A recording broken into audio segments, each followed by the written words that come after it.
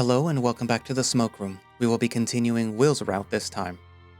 Now, a little disclosure first.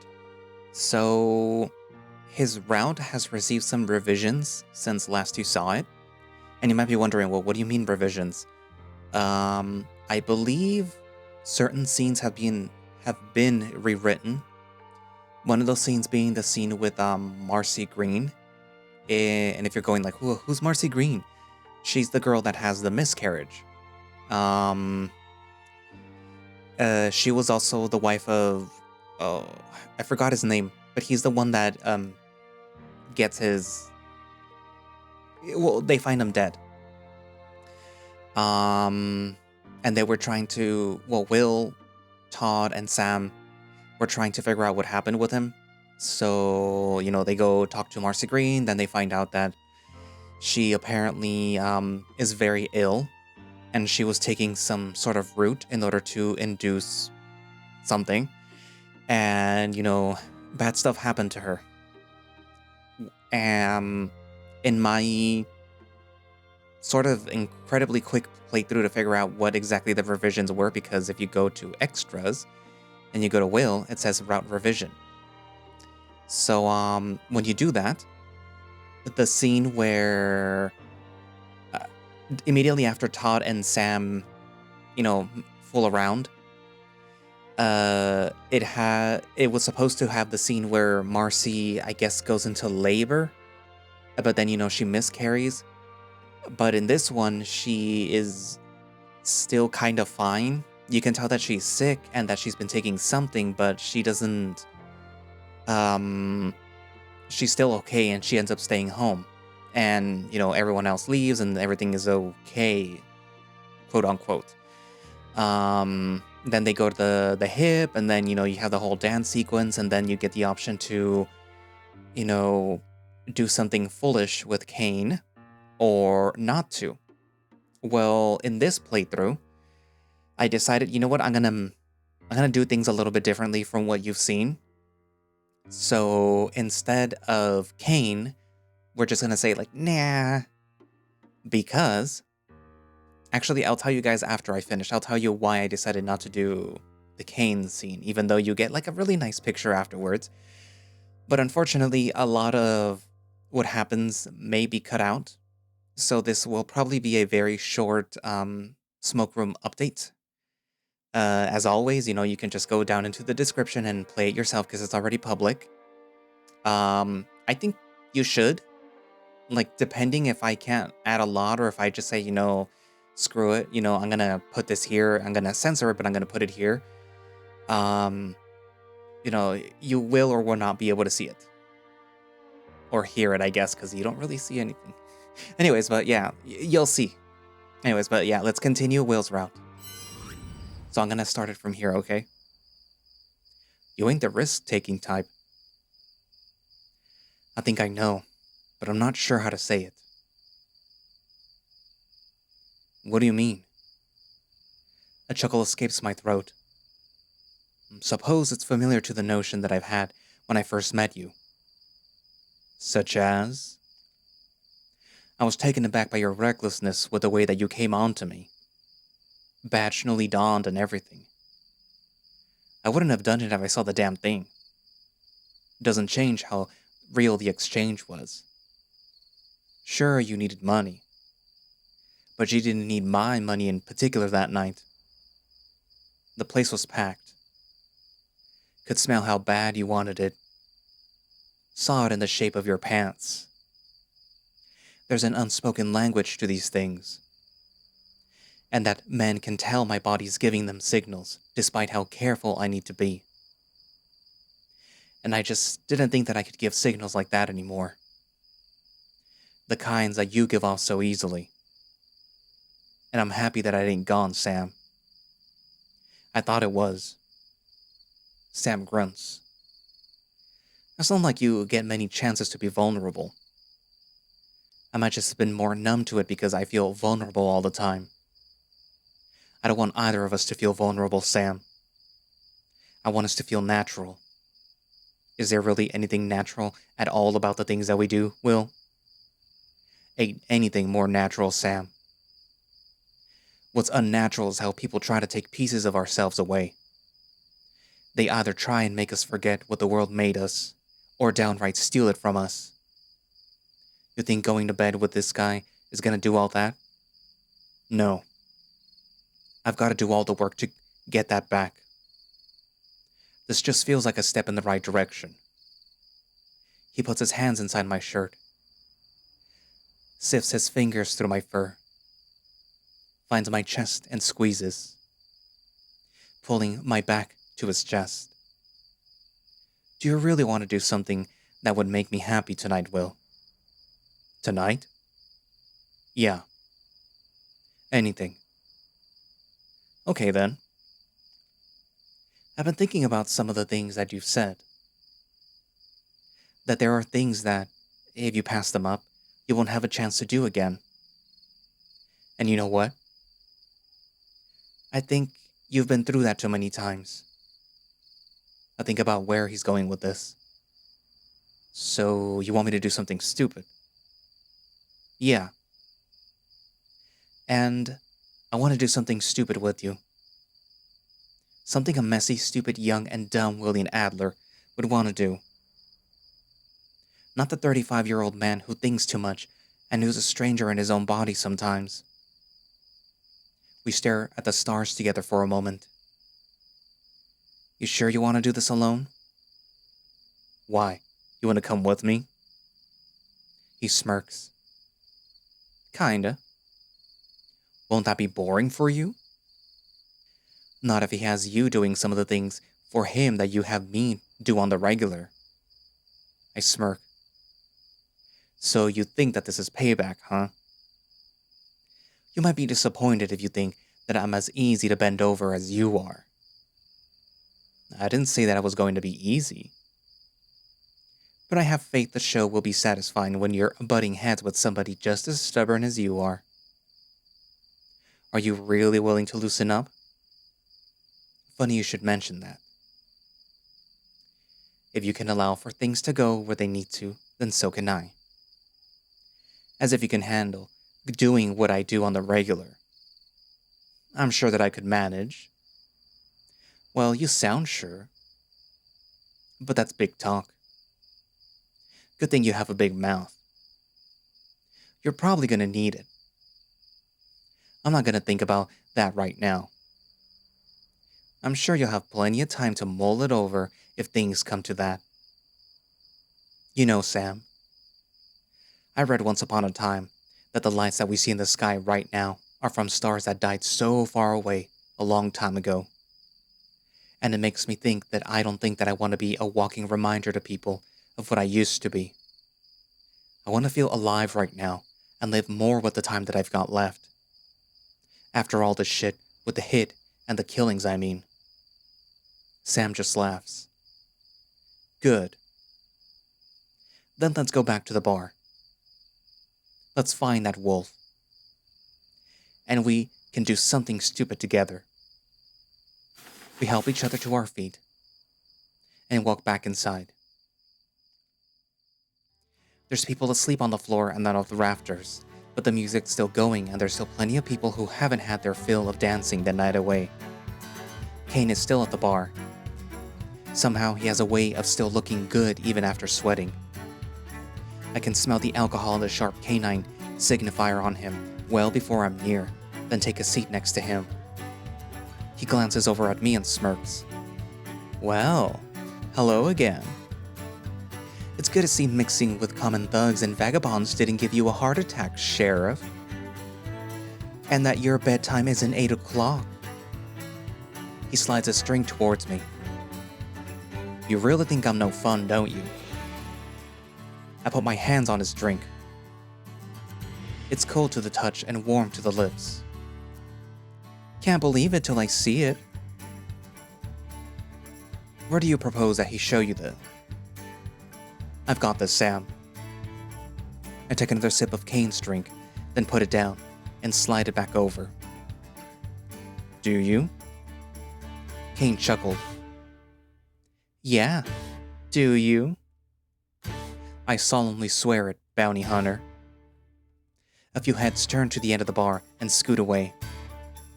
The wolf makes a disgusted noise and starts mumbling. Not so loud. What exactly are you fellows talking about that's getting folks so jumpy? Sex, Mr. Bronson. The otter clammed up. You don't have to be so blunt, Mr. Ayers. With you, I gotta be. What? Is he looking to join us too? No. He isn't. Except his ears are getting beat red. Why don't I handle him? Sam. Have unfinished business with this one, Sheriff. Illegal business, no doubt. A bit hypocritical to say that, ain't it? Yeah. The truth's the truth, though. Now I'm invested in the entertainment. He points at the otter. 2 lawmen for the price of 1 is too good to pass up. Y'all can come together, so to speak, or I don't go. There is a knot forming in my chest. You're a real bastard, you know that? Oh, you don't know the half of it. This little indulgence just turned into a logistical challenge. Too risky. He leans his chest against the table and rests his head against his paw. You telling me you're scared of a little risk? The one-note laugh escapes my throat. Acting like a kid ain't gonna make me agree to something this stupid. Sleeping together with a man is one thing, but a group of us? In the open? I don't care what Nick says can happen there. That's just too plain risky. So, how about acting like an adult? Let's get a drink or two in you and see how you feel. Sam nudges me with his elbow. Come on, Sheriff. Besides, if he tries anything fishy, we outnumber him. Kane barks out a shout to the barkeeper. Get me a glass of spirits over here and put it on my tab. A full gold glass of rye-smelling whiskey gets placed in front of me. Mr. Kane. Not a word until you get a glass down. Open my mouth and he tilts his head, eyes shining, like he's about to laugh, fangs showing. So I down the whole damn glass. It burns as it goes down, but I keep on gulping. There we go. Goes down smooth, don't it?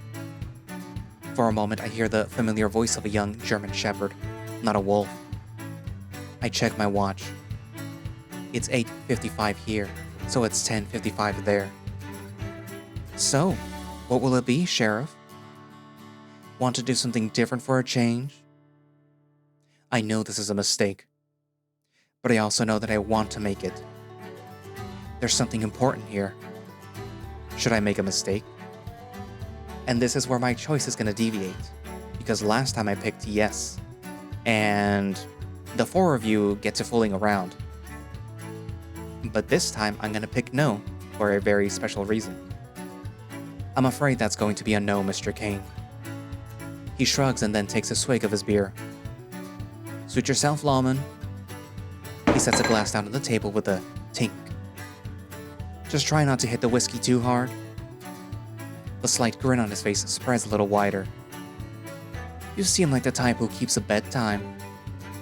Kane whistles as he walks away, turning his glass over and placing it in front of me before disappearing into the crowd and out the barn door. You sure that's what you really want? I scowl a bit. Well, not particularly. But it's really not the time for me to get sloppy. Funny thing about time, it often runs out. He leans forward on his stool and looks at me. How many chances like this do you think that you're gonna get? I close my eyes and rub my eyelids. He whispers in my ear. I know how much you wanted this. I lower my voice to a whisper too, but it comes across more as a growl. Going through life isn't always about doing what you want. The barkeep, a tawny fox, approaches and sets down a mug to get our attention. More pints? I think we're probably done. Yeah, give me another. The fox nods and takes my mug to a barrel. Or are you just making a fuss about not getting sloppy? I have a much higher tolerance than you. Frankly, I'd probably get more lip from anybody here if I weren't drinking. There you both are. I hear Nick's voice behind me before I turn around to see him. Hello, Nick. Hello. So, the reason why I wanted you to come tonight was so that we could spend the night together. I thought that's what we were doing. Yes. Well, no. That is not exactly the truth. You both kept going off together. Without me. Oh. Oh boy. I didn't think that he'd want to go into this tonight. We're glad to have you here now. Aren't we, Sam? Hold on. I could use another drink. Barkeep. Over here. Another pint, please. You see? Everybody's having a great time. You are right. I do see. He sits on the opposite side of Sam with a thud. However, it would be good to hear that from Sam himself. Sam's not looking at him. In fact, he's staring straight forward. Scowling. Okay. Let's talk about anything. It's good that William's here too, considering he'd hear about anything we talked about anyhow. Save us some time. You would have done the same to me if something was obviously wrong, and you withheld it. Wrong. Not wrong. Nikolai's fist pounded the table. Some of the other patrons were looking our way. The barkeep delivered Sam's beer. Slowly. I thought somebody was after you. I thought that you were in danger, and that your client wanted to hush you up, or that you were borrowing money. I was scared for you, and you cut me out. By ratting on me to William? I understand where he's coming from, but it's awkward being talked about like that when I'm right here. Fuck. I want a beer also, barkeep. This poor man exhales. I'll go do that then. Sam sips his drink while Nick becomes the one to tap his claws. Do y'all feel better now? Yes. No. I rub my temples. Well, I'm sorry that you think that I'm that much of a bastard, Sam. But Nick came looking for me and told me what happened based on concern for you. Because it was a stupid thing to do. Stupid? You can be that much of a bastard, Will. When you want the truth, you get ruthless. I feel grateful that the music in the barn is too loud for much of anybody to hear what they're saying. Fair. Be that as it may, Nick told me what he did out of concern for you. So why don't you turn around, look him in the eye, shake his hand, and tell him thank you. Can't. His eyes get so dopey when he's mad. No, they do not. I'm not going to remark on the validity of that claim. Sam. Will. I take a deep chug of my mug and then set it down. Stop being such a pussy. Sam's claws retract around his mug and he scrapes the glass. Fine. Tell him thank you for caring about you. Thank you for caring about me, Nick. Nick is still staring. Then his chest heaves with a sniff. He makes a low, loud sound as tears well up around his eyes. Don't cry, Nick. He looks around, cheeks flushed. At least not here, not where people can. Tears well up in his eyes too. Nick wraps his big arms around Sam and holds him tight, both shuddering, making one another damp. A group of drunks around us start to clap. They flinch, letting go of each other immediately and going back to their drinks. The music picks up again and the drunk people begin to dance once more. Nick wipes his eyes. Perhaps it would be best to discuss this somewhere more, private. Sam wipes his eyes and scowls as his ears go flat. You don't say. You know this place better than us, Nick. Lead the way. Me and Nick stand while Sam looks off into the corner. Think it's wise to leave the deputy by himself? I follow his gaze. The deputy is holding a spoon with his mouth and an egg in it, twirling while a group of people including Mr. Burns and Mr. Tibbets clap for him. Let's worry about one thing at a time. Nick walks us out of the barn and into the field with the small patches of fire. We see shadows shuffling about, most going in and out of the barns. But Nick takes us into a little copse of trees. We walk about 10 minutes through brush and come along to a big tree with splitting branches that cover the sandy floor with its canopy. Good. Thankfully, nobody is here tonight. I cock my eyebrow. People frequent this tree? It is a useful shape. Sam steps between the V shape in the trunks and feels up the bark. Good for bending over. Nick ignores this. I meant as a landmark for leaving and picking up things. Sometimes it draws a crowd during the day, but I have seen no one come here after dark. Right. So, do the both of you feel better now that you've spoken your piece? I guess so. I just want things to feel right between me and Sam again. At least before I move to Peyton. Me and Sam both snap our attention to Nick. You never told us that. How soon? He holds his hips and sighs. Less than a week. This is sudden. Really now. And to think that you got mad at me for withholding things. I am not withholding it. My decision is recent. A much better opportunity showed up for me, and I will be taking it. I think I hear the train for a moment, but it's just a wind rustling through the leaves. Samuel tisks. Peyton, though? Why the hell Peyton of all places? If you're just gonna go, then consider going farther. Because it makes me easier to follow. I thought that there might be a chance some of you might follow me there. Nick, that place is even more of a hellhole than here. They don't even got electricity on the streets yet. I have faith that not only will they catch up to Echo's amenities, but exceed them. There is a steel mill and welders cooperative that I have been asked to partake in. Since when do you weld? Since the moment that they teach me to. Skills can be learned. My connections are more important than what I know. The working conditions and the low pay here are no longer feasible. It's hard for me to think of a time within the last 2 years where the three of us weren't together. Going on without Nick here is going to be hard. You both aren't saying anything. What is there to say? I respect the decision.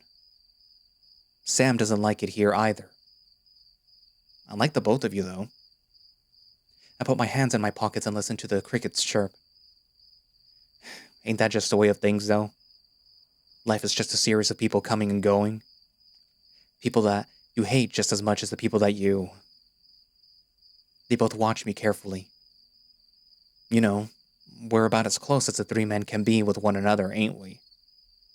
Nikolai blushes. Sam looks like he's thinking. I want you to talk that out, William. Now, hold on a minute. The crickets are still chirping. Nobody's snuck up on us. I grit my teeth a little to prevent the impromptu snarl. You know what I meant. But say it. We're connected through you, Sam. Through what we pay you for. And how you take care of us when we need it. I doubt that we could function if we hadn't met you, Sam. There's probably more honor in the work that you do than me and Nick combined, and I should have said it sooner.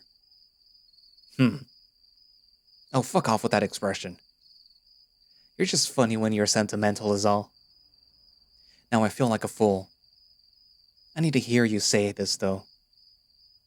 Truth be told, I don't much like that whoring is the only job that I have enjoyed. Don't much like that I'm a neither. He spits on the ground. Makes me feel like it's the only thing that I'm good for.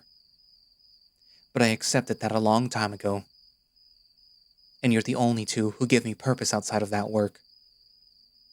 So I don't really want to lose that either. He puts his hands in his pockets and looks at me. So, if I keep helping you wrap up this big investigation that you're working on, Will, can the three of us get out of here together once it's finished? I stare at him. What, to Peyton? Yeah, Peyton. I guess. If that's what Nick really thinks would be best. We look at him and wait for him to speak. Yes. It is the only way forward. Sam spits again. Then, I'll go to fucking Peyton. Will you resign and come with us, Will? This is one of the craziest things that I've ever heard.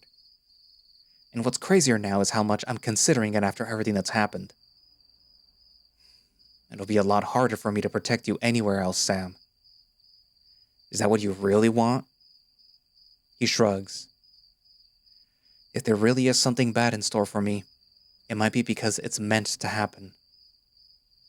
But why should we waste any of that time that we might have on people who couldn't care less if we were all dead? Echo will still go on without us. And if it doesn't, then, well, maybe it don't have any right to exist. I sigh. Alright. If I can blow the lid off the connection between the CGCS's operations and the murders in town and make it public, then that's the best that I can do for these people. I'll resign and go with you both. Does that sit right with you, Nick? Honestly, it is the best thing that I could have hoped for. I know that I could start a life again without the two of you, only with the help from my connections and the CGCS, who are leaving too. But I still don't want to. I do not think the connection that we share could be found again, even in many, many lifetimes. So that's that then. You have our word, Sam. The Puma frowns. People give me their word all the time. Actions speak louder than words will. Then what will convince you? Well, actually, forget it. Nick and I tense up a bit. No, Sam. They want you to speak up. It's stupid. Since when has that ever stopped you from sharing? Nick elbows me and I feel a little bit of a wind get knocked out of me. Fine. Don't say that I didn't warn you. If y'all promise that we're going to share everything, then I mean I want y'all to share everything. I never am going to feel equal to the both of you if we don't sleep together regularly without any money being exchanged. Nick and I share an incredulous look. Do you mean at the same time? The three of us, yeah. And I want you both to put it in your mouth. I don't particularly care who. Christ almighty, Sam. Will, you told me that you still think about it. Sam. If William told you this in confidence, then you shouldn't be telling me. But I must confess, it feels less lonely knowing that even somebody like William has these thoughts. It makes me wonder how many of us that do who never really say it. Is it the truth, William? I can feel the sweat on the back of my neck. I can't say much, but I have to say something. Tell Nikolai the truth? Yes. Yeah. Nick is still just as tense as I am. I'm sorry I spilled the beans, William. But I don't want to feel like Sam, the whore, tonight. I want to feel like Sam, your friend. I want y'all to do for me what I've done hundreds of times for y'all. So just suck up. Yeah. Anybody's? Mine or Nick's? Nick looks a little more skittish. And you'd like me to do it too? Yes. None of you have to do shit. But by all means, don't, if you don't want to. I told y'all that it was stupid. Nick suddenly kneels.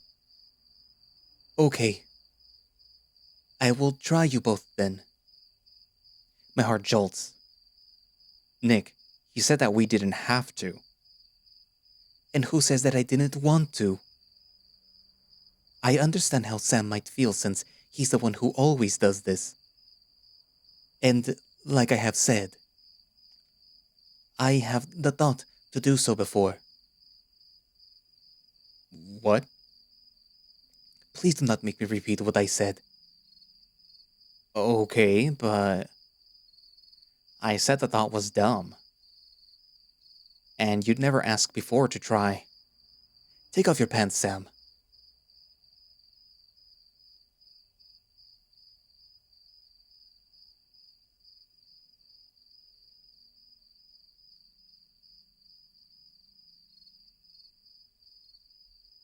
I think I love these men.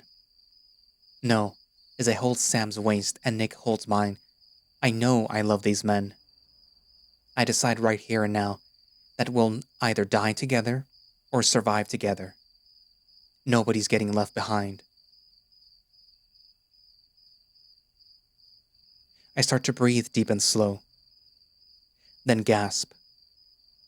I hadn't realized that we had fallen asleep. It's Sam who woke me up. He's shaking my arm. Sam is shaking Nick too, who wakes up with a roar. Do you see it? He's asking both of us. See what? Nick is looking in between the V of trees. I look too, and there's nothing there. Sam's wide eyes start to droop. I meant the moon is higher than it ought to be. Considering the moon isn't in the place he was looking, I doubt that's what he meant. But if he had a night terror, I'm not gonna press him on it. We shouldn't be sleeping out here like this. That's something that he's right about. If somebody stumbles upon us with our shirts off and our drawers unbuttoned and covered in spit and God knows what else, well, it would be bad.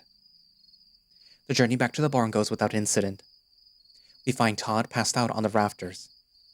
Sam bats at his cheek to wake him up, and we walk him back into the town. Todd goes his way, and Sam spends the night with me again, but we're both too sore and tired to do much of anything else.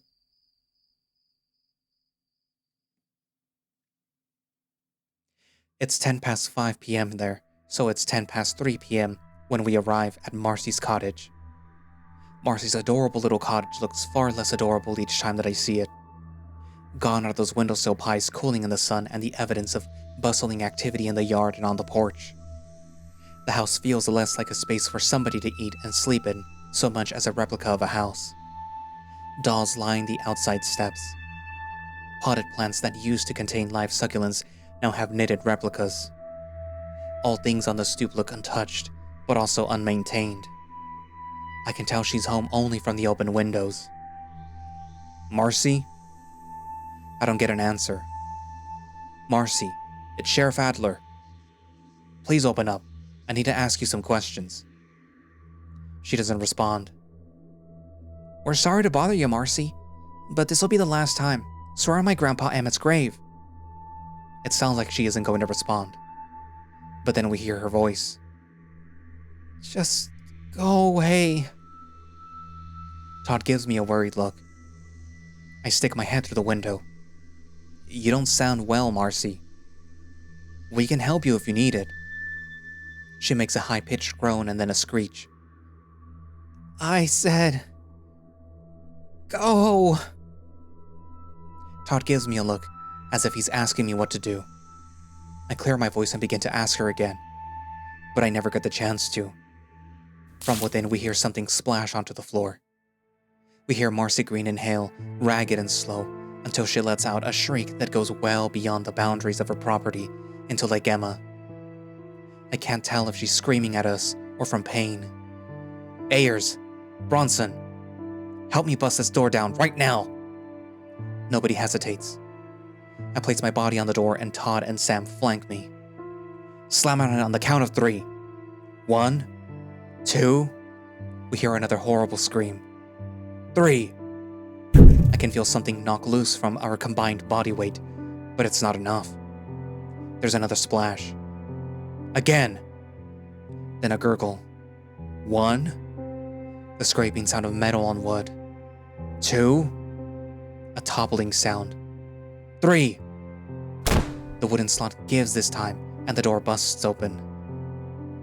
Marcy is squatting in a pail in front of the fireplace. Tears are streaming down her face. Blood is running down her legs. Marcy crouches, squeezing her eyes shut, looks skyward into the ceiling and yowls. Birds in the trees outside above us call as they disperse. Ma'am, are you okay? Sam looks at Todd as if he can't believe he just asked that, and he looks at me in a daze. She cries out, sinking to the ground on her knees as a pool of something dark overflows from the pail below her. Oh shit! That's... Sounds like they both just realized right now what's happening. She's in labor. The heck you mean she's in labor?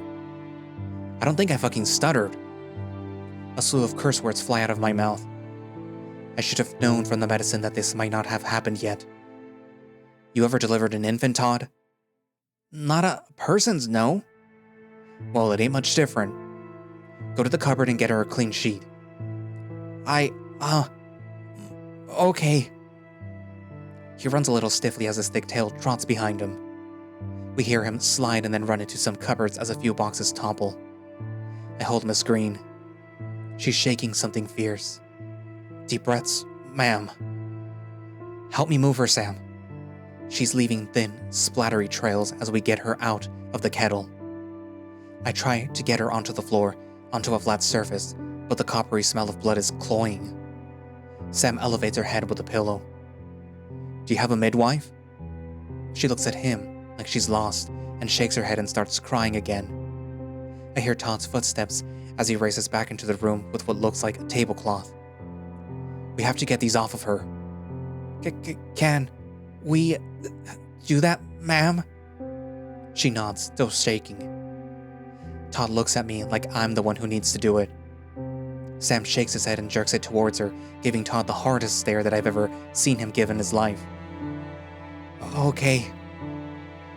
All right. Todd crouches, grimacing from the smell as he puts his paws below. I hear the undergarments squelch as he pulls them down, sticking slightly to the skin. I can tell from the streaks of the side of her legs that she has an infection. Don't try to push too hard. She shakes her head, tears still welling out of her eyes. It's okay, Miss Green. You're gonna be a mommy. The rat starts wailing again.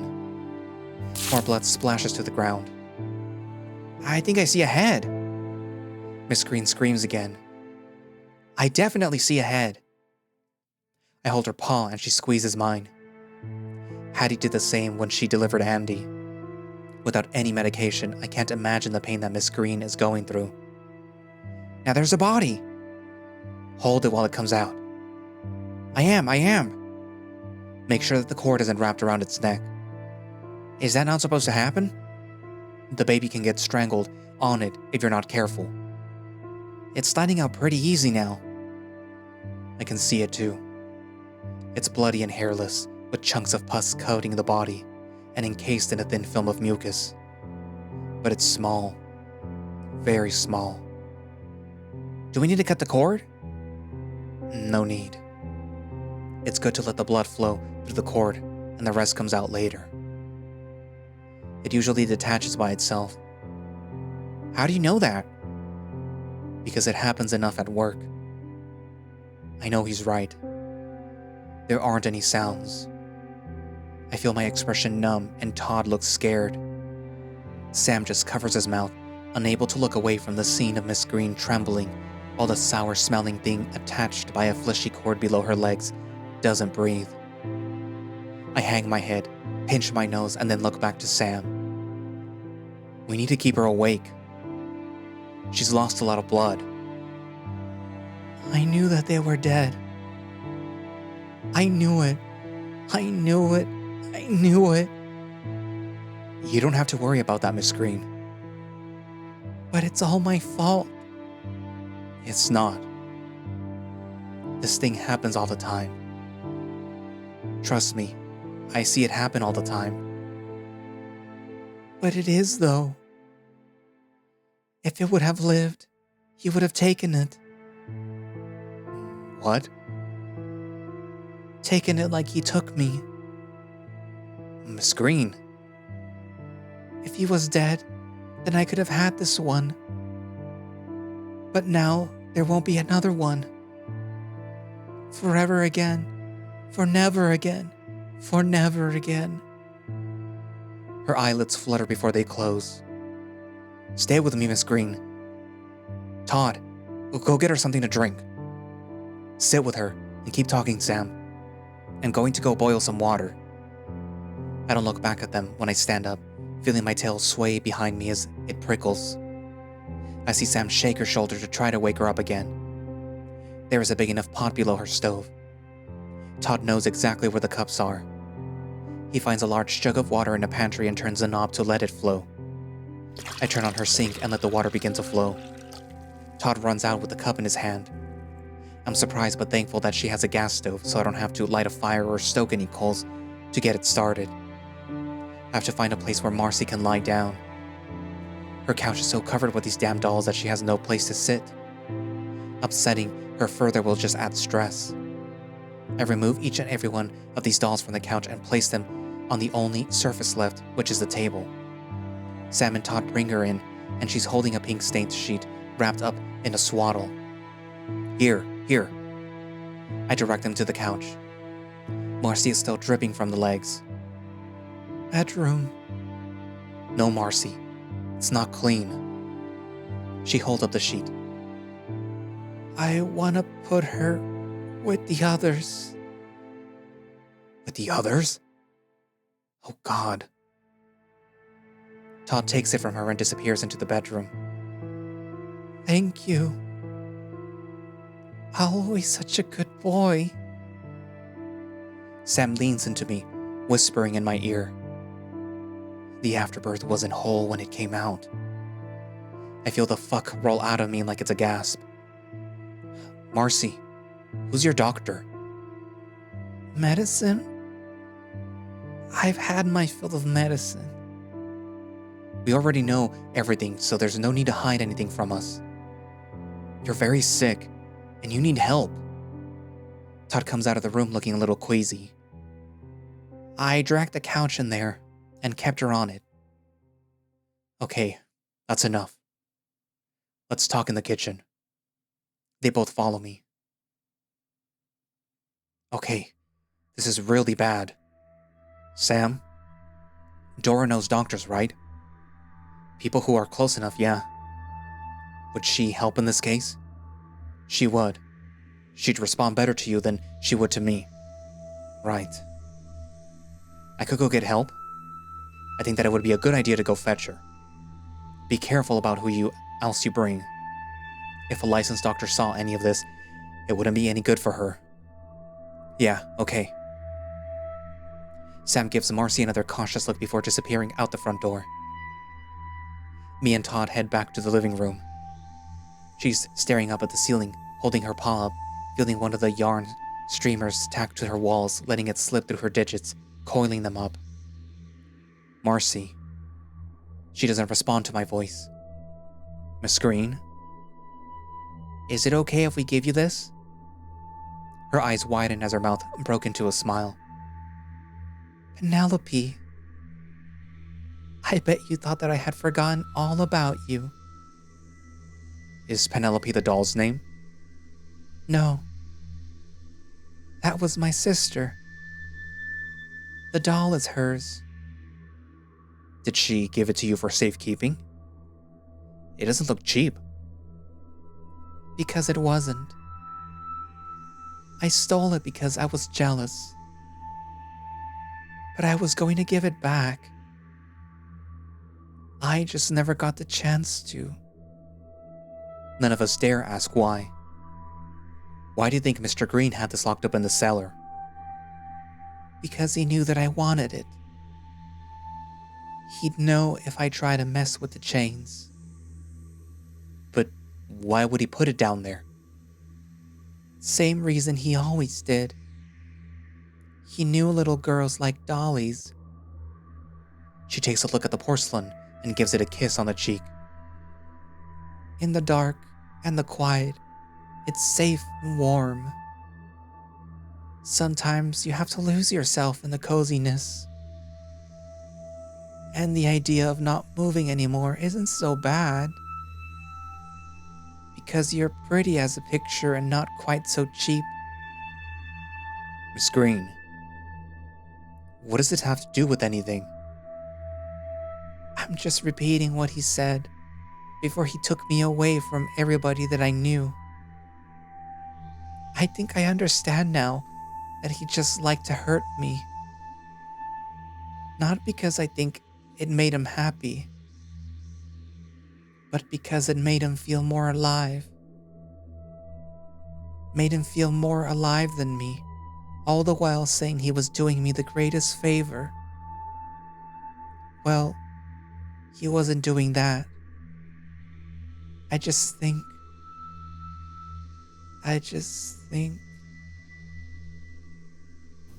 We flinch as she goes cross-eyed and retches loudly. Red vomit shoots into the dark water that we cleaned her with. I don't know if she's going to be okay, or if she's got much time left. Miss Green, don't push yourself. But I want to. Won't let him hurt people no more. Not even dead. Miss Green. He had the gun. Went in the carriage. Doing things for Huxley, even she didn't know. Red Fox. Red Fox? That's what I needed. She vomits again, brighter red this time, and her breath quickens. Todd, I want you to stay with her while Sam brings help. Yes, sir.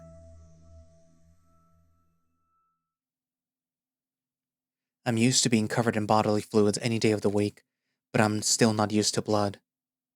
Sam?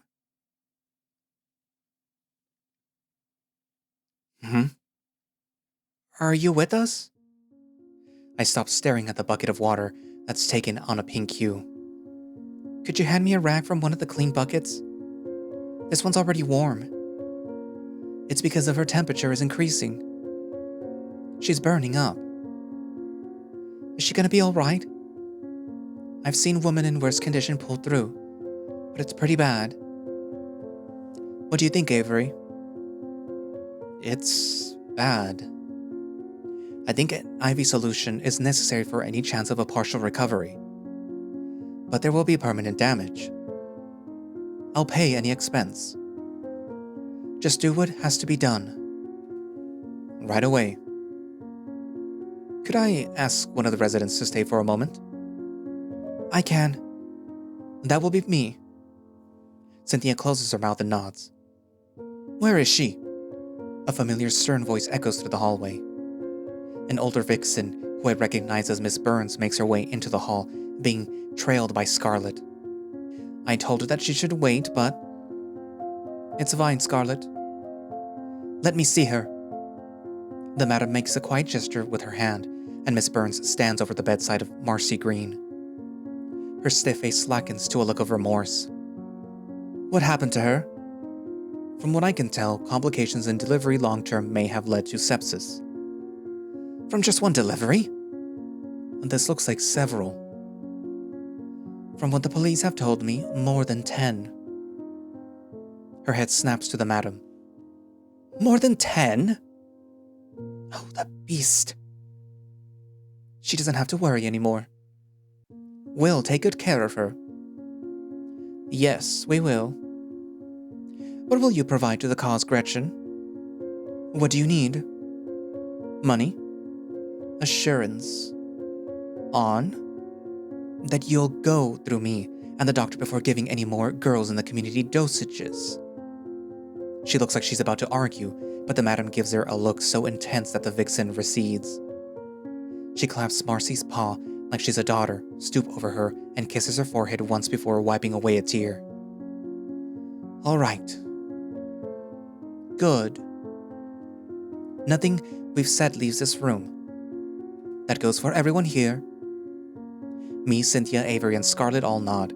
She draws the curtains over Marcy's bed, leaving only the outline of her silhouette and the doctor's. Let's go do some laundry, Sam. Your clothes are a bit of a mess. Bit of a mess? He looks like the Ripper. What went on at the Greens? A lot. It's a bit of a long story. And tossing your scants around in grey water is such a high-intensity activity. Tell me the details, love. That's it. I'm coming with you. Both Cynthia and I refuse because we're so worn out, but she doesn't really take no for an answer. So the three of us huddle around the laundry room barrel, rolling our soiled clothes over the washboard as I tell them both what happened. What in the name of creation was going on in that awful house? Miss Burns must have known to some extent, right? I doubt to that extent. She's provided plenty of medicine for us, and I've never seen it go sideways like that. She shakes her head. 10, though? Just one takes a toll. But 10? It's unbelievable. That man of hers needs more than an earful. He's dead. Too true, my ducky. I'm ready to march on his property myself and give him the hosing down that his mother ought to have done years ago. I mean, he's actually dead. She looks at me and tilts her head. Since when? Since Thursday. His head's been cut off. Both she and Cynthia look shocked. That might be a thing worth knowing. You think that the sheriff would go spreading the great news? Adler's too busy spying on us and making deals to do his job, I wager. That's usually how things go for a sheriff in this part of the country, though, innit? Next one through the revolving door doesn't tend to be much different. Hopefully this one won't be sent away in a casket looking like Swiss cheese. But he was doing his job. He announced it to the widow first. Soon after she had her emergency. Then where is he now? I don't know. He had to chase a lead, but he made sure Marcy was taken care of. And he just zoomed off, leaving you alone? With the otter? Her tone is sounding more and more incredulous as time passes. Bronson got the job done. The man can barely get his holster on, Sam. If you have a problem with this, then why don't you just talk to the sheriff?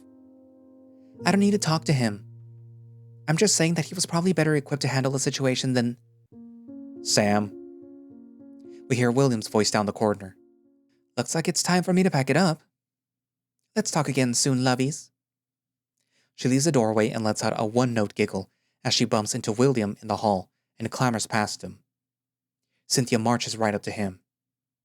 What the hell happened, William? I don't have time to go over it, but you probably heard everything there is to tell. I need to talk to Mrs. Burns, and now. Why now? Because I know she's here, and I know she's involved. To be continued. Okay, so eagle eye observers, or people that are still watching this, will note that essentially what you just saw already happened, technically in some of the other videos. But like I said, this is a revision of William's route. So everything else that you saw, everything that you saw here that technically had already happened in the revised version didn't happen until now. I can kind of see why that is, because it makes more sense to have that happen after the whole barn thing than before it. because it would be like, oh, somebody went into labor, they almost died, or they're almost dying, and all these things are happening, and then you're going off to the barn and having fun. Like, that didn't make sense. Um, I prefer it this way, kind of, I guess. Um, Again, the whole miscarriage thing could be traumatic for some people, and I'm probably gonna put like a content warning at the beginning of the video and then right before that scene, telling people like, hey, like this is about to happen. If you do not want to watch this, then skip it. But yeah. So my guess is in this version, because I did go through the beginning portions, I skimmed it basically. I didn't actually like go back and read everything again because my god, that would have been a lot. But my guess is that had had it been, I feel that there is a lot more going on than we know, and that's, I guess, the good, well, not I guess, this is the thing that I do like about the smoke room, where each route is following a similar timeline and it's gonna end up in the same place, but you're going through it very differently. You might have some similar details happening at the same time in each route, um, but your choices and the story itself, like the individual routes, have their own little twists and turns. Um, and it is interesting to see these things happening through William's eyes and through Sam's eyes as he follows William, having Nick be feel betrayed by Sam, and then having Sam feel betrayed by Nick after Nick tells William what happened, and all these like little things here and there. Having Sam be closer to Todd in this route, but then have him be sort of like, oh, it's just a bumbling sheriff, that works with Will in some other routes. Um, and then, not have what's happening in Nick's route happen yet. It might happen later. I don't know if the whole Marcy Green situation would be happening. Well, not even the Marcy Green situation. The whole Marcy Green and Mr. Green situation happening in any of the other routes. So that's kind of, this is sort of like what the original Echo did, but a little bit more expanded, because now each route has its own little thing going on. Well, it has more meat going on it that is a little bit different from each individual route, I guess. I don't, you know what I mean. As for was it not the William scene, the Nick scene. Um, Originally, if you decided to do a stupid thing with Kane, you know, more or less what happens with Nick happens with Kane, with the exception that Kane decides that it's all gonna be just for him. And yeah, sure, Sam kind of helps along. He helps Will along, but in the end, while they did have fun, Kane steals their clothes, like literally all of their clothes, and Nick has to be the one that goes back to Will's apartment and brings them back like a change of clothes. And that's kind of about it. So I'm not really sure what Kane had planned. And I kind of feel again that because he's a bounty hunter, that he is, I feel like he's playing all the angles, and that perhaps him showing up in Echo isn't just because he's chasing a bounty that happened to be an Echo. And if he is, I'm pretty sure that bounty might be Will. So I don't feel really too good about the whole Kane situation, and I'm happy that there was a Nick situation added. And about the whole Nick situation that you guys didn't get to see, because I will remove that portion. Essentially, they bonded through adult shenanigans, let's put it that way. Um, Samuel asked Will and Nick to do for him, for them to do for him what he does for them. And if you know Samuel's profession, then you should know what that means. And all three of them together, you know, all three of them. That's all I'm gonna say. But yeah, in my opinion, the scene with Kane and the scene with Nick, I prefer the scene with Nick because it felt more like this is on your terms, Will. And the scene with Kane, it was more like, okay, yeah, you wanted it, but like now you're gonna get it whether you want it or not. But not like in a sexual assault way, more like in a we're going through with this at my speed, not your speed, Will. And the other one is like we're gonna go through with this together, Will. Anyway, so, if you want to figure out or you want to see both scenes, then you can do so by going down into the link in the description where there should be a direct link for the HIO page, for the Echo Project Twitter HIO page, or you can also just go to, twitter.com, echo the VN.